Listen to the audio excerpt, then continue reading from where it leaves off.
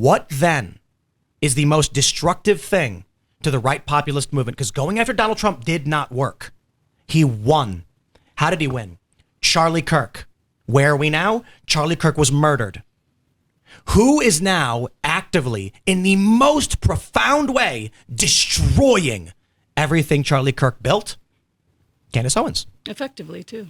Until she met with Erica Kirk, and now she's kind of tilted a little bit. She hasn't, though. She's gone right back with the Just latest saying Turning episode. Point did it?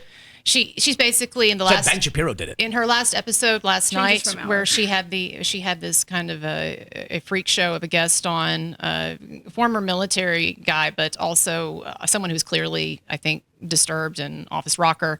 And he's saying that he saw Erica Kirk. He claims that he saw Erica Kirk hanging out with some military guys prior to Charlie Kirk's assassination. So I think what has happened is that she read the room.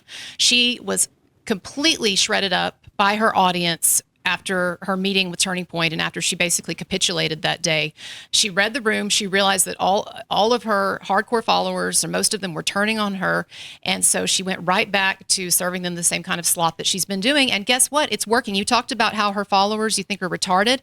I looked at the comments last night on her newest video where she's going back to form, and they were all saying some version of, "Oh, thank God, we knew that you hadn't turned, Candace. We knew that we could trust you," and they're all back on the train again. So we'll break this down. Candace will ignore that for a second and just ask a simple question. If Donald Trump, they couldn't stop him and he wins, the question then becomes, what else would they do? So I'm not just going to jump to like following Hillary Clinton on X. I'm going to say, okay, the first question I'm going to ask is, what is the most detrimental thing to the right populist movement right now? Clearly, it's the assassination of Charlie Kirk. The right has been fractured. There's tons of infighting. Turning Point is having issues. People are fighting on stage. The loss of Charlie Kirk is a great unifier, fundraiser, and an electioneer. Maybe electioneer isn't the right word, but someone rallying people to register to vote, getting people to come out to vote. Eliminating Charlie Kirk was one of the most detrimental things to the populist right. Following this, we have questions about who killed Charlie Kirk. Looks like Tyler Robinson is the guy's a suspect. We don't know for sure, though. There are a lot of questions. I think it's fair to ask a lot of these questions. Legitimate ones, not Egyptian plane garbage. There's always questions in a case like this, too. But I will say specifically, these individuals on social media who expressed foreknowledge of his assassination, and we've not got any real answers about. Who are these people? How did they know? And they seem to be left aligned, which makes sense if the uniparty deep state wanted Charlie Kirk out of the way because they knew they couldn't defeat Trump, but they can make sure that nothing will create a new Donald Trump. So you have to gut the roots, rip the roots out of the ground. Exactly. And so then the next question is, with Charlie Kirk out of the picture, what is the next most detrimental thing? And it is the destruction of Turning Point USA, the vessel that he created that was getting out the vote, that was unifying young people and making young people vote right wing. Now, who is destroying Turning Point? Candace Owens. Why would the wife of a British lord whose lawyers work in a building with federal agents be trying to stop the right populist movement? And her followers just hear the word Zionist and gargle the feces. So I will say this with complete seriousness. Conspiracies aside, the most destructive thing to stopping these psychotic liberal economic order warmongers and child abusers is Candace Owens. It doesn't matter if you think she's in on it or not. Tracking what is currently happening, she is doing everything she can, whether intentionally or otherwise, to assist the liberal economic order. And for those that don't know what that is, you can look it up. Actually, I'm going to pull it up because people don't believe this stuff. I'm going to spell it all wrong because I'm all agitated and typing all quick. Here we go. Pull this up. This is from the CFR. The Council on Foreign Relations. These are intergovernmental, international elites. This is education.cfr.org. It exists. What is the liberal world order? It was created after World War II. It is a financial system where the U.S. and Europe effectively control other countries through economics. The SWIFT payment system, the International Monetary Fund, the World Bank, etc. Read about the confessions of an economic hitman. These people want to control, they want a singular world structure, and there are questions about what are their true intentions, we don't know. Do they want to help China rise as a unipolar world power after the United States falls? There are a lot of questions here. The point is, these people do not care about the United States. They view it as an economic bloc. They view the world as an order in which they control. How does it operate? They will go to a country and they will say, we're going to give you a loan for $10 billion. We'll put up malls, housing, food, resources for your country. These countries then sign on and are now in debt. They now effectively have signed on to the liberal world order plan. And if they break from it, they can be booted from the SWIFT payment system like Russia was. And this is going to cut off transactions for their country, or they're going to try and go like it was. They're going to treat them like they do. The U.S. does with Iran. Not that Iran is innocent in everything.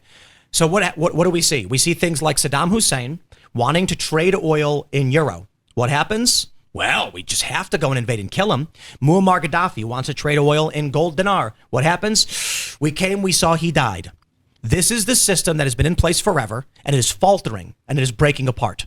And it's before Donald Trump this is happening. These people don't want to give up. They believe in the liberal world order system. They fear World War III will happen without it. They don't care about the United States. I do. I like baseball and apple pie. But they would break open our borders, flood the country with 10 to 20 million illegal immigrants to shatter our culture so we cannot push back and say there are things in this world that we love. Right now, the question I have is, who is the greatest force? What is the greatest force challenging this machine state? And it is the right populist movement. It is Turning Point, Charlie Kirk. It is Donald Trump. Charlie Kirk was assassinated. Who did it? Israel? Now, certainly there's probably a component of Israel in the liberal economic order in their system, for sure. It's a great ally of the United States and the military machine. But no, it's uniparty establishment, deep state, and people aligned with it. And now who is finishing the job? It's Candace Owens, who is married to a British lord with hundreds of millions of dollars and is violating all of the rules of these big tech platforms and getting away with it while her lawyers work out of a building with a bunch of federal agents. So, to all of her conspiracist followers, maybe they should ask those questions about how she accidentally hired lawyers who are working in a building with feds. They don't, however. So you know what? I know what'll happen. We will get censored. My show will get censored. Don't know, don't care. It is what it is. The truth is the truth. And if we lose, so be it. But at least I know I stood up. Well, and you're talking about how you suffer the consequences, but Candace Owens doesn't when you run afoul of YouTube's policies. And I think back to when I first started out on YouTube covering the Johnny Depp Amber Heard saga, and most of my videos were demonetized or limited monetized because I was, quote, harassing Amber Heard. Well, how is harassing Brigitte Macron or harassing Erica Kirk okay, but harassing Amber Heard was not? So clearly there's a bias there. I'm just not sure that it's that Candace Owens is thinking that way. I think Candace is someone who is my personal opinion is personality disordered. I think that she's pissed at Charlie Kirk and Turning Point, as you were saying the other day, because they pushed her out, and also perhaps she had a crush on Charlie Kirk, right? And so I think we're seeing actually just kind of an interpersonal drama playing out here. And of course, she's getting reinforced by all the money that she's getting, all the views that she's getting. But you're right. YouTube may be giving her a pass for that reason. Right. It doesn't matter if she's intentionally doing it. What matters is, I think the uniparty machine is looking at her and saying, this is the best thing that's ever happened for the Democratic Party. Sure. For sure. And don't get me wrong, the Republicans are trash as well. It's just that there are some populist Republicans, and Donald Trump is certainly bucking the machine. And so I got to tell you, if I was a Democrat, I would be thanking Candace Owens every day, like the Young Turks do. I just want to credit you for standing up and speaking. I think what you're doing is great. I've been speaking out against her for the past 9 months, and you do lose a ton of followers. You lose money. You lose credibility. It divides an overlapping audience. And so I want to credit you with at least standing up for what you know is right. And I would, point out how many are still terrified to do so. They know it's wrong, but they're terrified to speak out. I mean, even Candace Owens is scared of her own audience. She switched right away. They're terrifying. It's an army of enraged lunatics, and she's scared of them too, but she created There's a guy. I named him before. I won't say his name now. Really? Yeah, because he's just like a small person. He's a small restaurateur. He had a restaurant, and when COVID happened in Virginia, they came and shut him down. They raided his liquor. They stole all his booze. And we heard the story, so we said, let's bring this guy to Timcast IRL so we can tell the story and we can push back on this government authoritarian BS. And we even drove down. It was like 2 or 3 hours to his restaurant, told everyone to come, and we were going to help his business. And we did. And he slid the knife in my back as hard as he could because he loves Candace and he thinks the Jews control everything. And he didn't before. Before he was just a guy who ran a restaurant and was being abused by the system. And we stood up for him. How did he repay us? He went on X and lied through his teeth about our security and what had happened. He claimed that, and you know, however you want to interpret this, he said, I was at Tim Pool's studio a month before that shooting happened where he got shot at. He had no security and he didn't seem scared. Now, here's the thing. He has never been to our West Virginia property where the burglary happened with the shooting. It was a staff member who fired at burglars. None of us were working there. This is a West Virginia property.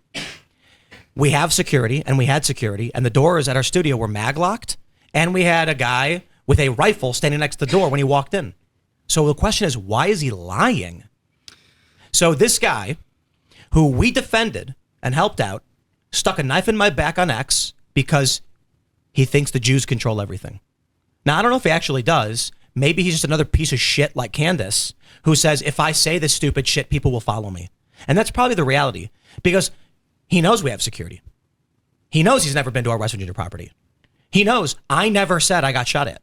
He just made those things up like Candace did because these people are sociopaths who want clout. There's another guy's name I'm not going to mention who claims to be an accountant who keeps lying about Turning Point USA, claiming that there's fraud going on. But so one of the points he made was that Turning Point was giving like a $1.4 million for social media services to a parking lot. It was actually it is a shopping center with a bunch of different offices and buildings and a UPS store, to which people said it's probably an LLC registered to the UPS store. Or it could be that a local politician owns a bunch of these buildings and they utilize an office in a Safeway to do other services from their building. It's commercial property. So why then would he lie and say it's just a parking lot? Because he gets clicks from the conspiratard audience who wants to hear it. I don't know how you defeat an emergent phenomenon like this, but what I can say is YouTube is allowing it intentionally.